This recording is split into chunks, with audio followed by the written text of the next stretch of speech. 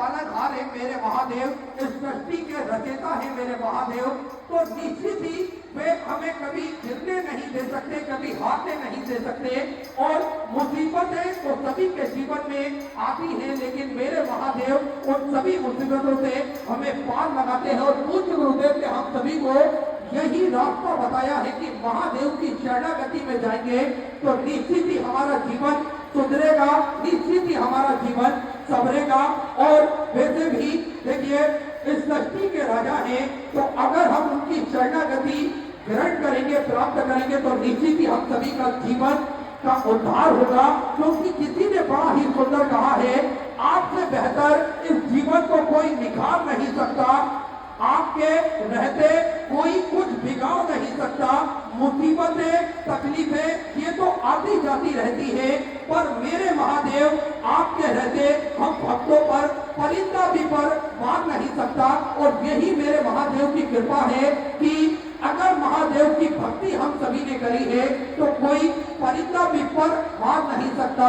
और वे हमेशा हर पल हमारा साथ देते हैं, हमेशा हर पल वो हमारी रक्षा करते हैं, और हर परिस्थितियों में वो हमें कभी गिरने नहीं देते, कभी हारने नहीं देते।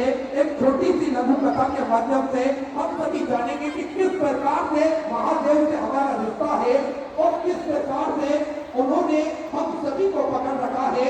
देखिए, अगर महादेव की कृपा देखनी हो तो हम सभी आज अगर शिव महापुराण की कथा में बैठे हैं तो निश्चित ही ये महादेव की कृपा है। क्योंकि कुछ वर्ष पहले ही कोरोना काल जैसी भयंकर बीमारी जो निकली है और कई लोग को अपने प्राणों की आहुति इस कोरोना काल महामारी के अंतर्गत देनी पड़ी है। लेकिन अगर इसके बाद में भी हम सुरक्षित रहकर महादेव की कथा इस पंडाल में बैठकर श्रवण कर रहे हैं तो ये केवल और केवल मेरे महादेव की कृपा है। एक छोटी सी लघु कथा के माध्यम से हम सभी जानेंगे कि किस प्रकार से मेरे कुबेर भंडारी ने हम सभी का हाथ पकड़ रखा है। एक हवाई जहाज जो कि आसमान की ऊंचाइयों में उड़ रहा था, तभी अचानक से अपना संतुलन खो देता है और वो हवाई जहाज इधर उधर हिलने लगता है, डोलने लगता है, घूमने लगता है। सभी यात्री घबरा जाते हैं, सभी डर के मारे भगवान का नाम लेने लगते हैं, कोई डर कर आंखें बंद कर लेता है। लेकिन इन सब में एक बच्ची थी जो अपने खिलौनों के साथ में बड़ी ही धैर्यता के साथ में, शालीनता के साथ में वो अपने खिलौनों के साथ खेल रही थी। उस बच्ची को एक बुजुर्ग देखते हैं, उस बुजुर्ग ने उस समय तो कुछ नहीं कहा, लेकिन कुछ समय पश्चात जब वो प्लेन संतुलित हुआ और धीरे से वह नीचे उतरा, सभी यात्री नीचे उतरे। उत्सुकता बस उस बुजुर्ग ने उस बच्ची से पूछा कि बेटा, जब प्लेन हिल रहा था और गिरने जैसे उस प्लेन के हालात थे, तब सभी लोग डर के मारे कांप रहे थे, कोई भगवान का नाम ले रहा था, लेकिन तुम बड़ी ही शालीनता के साथ में बेटी अपने खिलौने से खेल रही थी। तो उस बच्ची ने जो जवाब दिया, निश्चित ही हम सभी को अपने साथ में वो जवाब रखना चाहिए। उस बच्ची ने कहा कि अंकल, जो प्लेन चला रहे हैं वो मेरे पापा हैं, जिस प्लेन के जो पायलट हैं वो मेरे पापा हैं, और वो मुझे कुछ होने नहीं देंगे, मुझे गिरने नहीं देंगे, इसलिए मुझे किसी बात का डर नहीं था। ठीक इसी प्रकार से इस सृष्टि के रचयिता मेरे परम पिता परमात्मा महादेव है, जो कभी हमें गिरने नहीं देंगे, कभी हमें हारने नहीं देंगे, हर परिस्थिति में वो हमारा साथ देंगे। जब छोटे से पक्षी एक पतली सी डाल पर बैठता है तो वो पक्षी को गिरने नहीं दे सकते, तो फिर हम तो उसकी संतान है, वो हमें कैसे गिरने देंगे। और यही महादेव की कृपा है। हमारे बीच में संत भगवान का आगमन हुआ है। एक बार जोरदार ताली बजाकर स्वागत करें संत भगवान के लिए। संतों के दर्शन इसी भी हमारे जीवन में प्रेरणा देते हैं।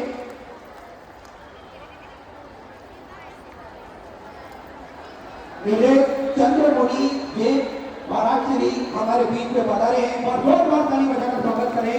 और संतों के दर्शन निश्चित ही हमारे जीवन में प्रेरणा देते हैं। संतों के हमारे जीवन में एक उत्साह की उमंग लाते हैं और निश्चित ही जब संतों के दर्शन होते हैं तो हम सभी का जीवन प्रताप में होता है, आनंद में होता है। और ये महाराष्ट्र की जो धरा है, जो निश्चित ही संतों की नगरी है, यहाँ पर अगर संतों के दर्शन होते हैं तो निश्चित ही दिवाली जैसा उत्सव मनाया जाता है। और आज हम सभी को संत भगवान के दर्शन प्राप्त हो रहे हैं। बाबा भोलेनाथ की ये सुंदर अलौकिक दिव्य कथा कि आज चतुर्थ दिवस में हम सभी प्रवेश करेंगे और नित्य नई नूतन कथाएं हम सभी को पूज्य गुरुदेव श्रवण कराते हैं। तूने बात नहीं किया, तूने बात नहीं की, नहीं तूने बात नहीं किया।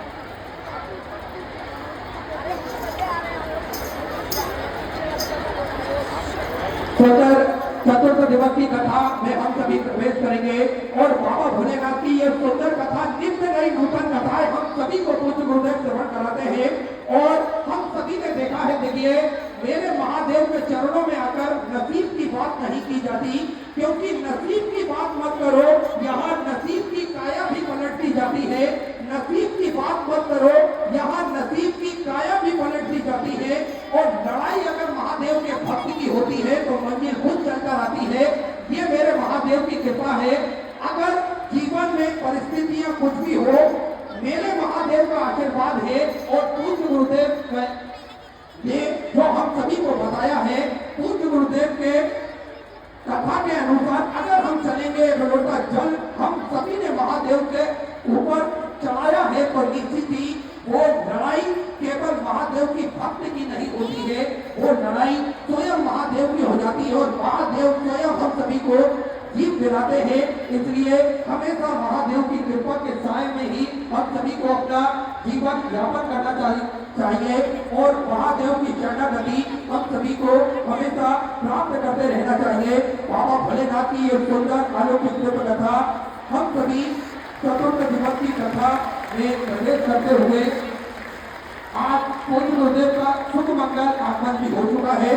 सुंदर गुरु वंदना के साथ में आज कथा के चतुर्थ दिवस में हम सभी प्रवेश करेंगे। जय श्री राधे, हर महादेव, श्री शिवाय नमस्ते।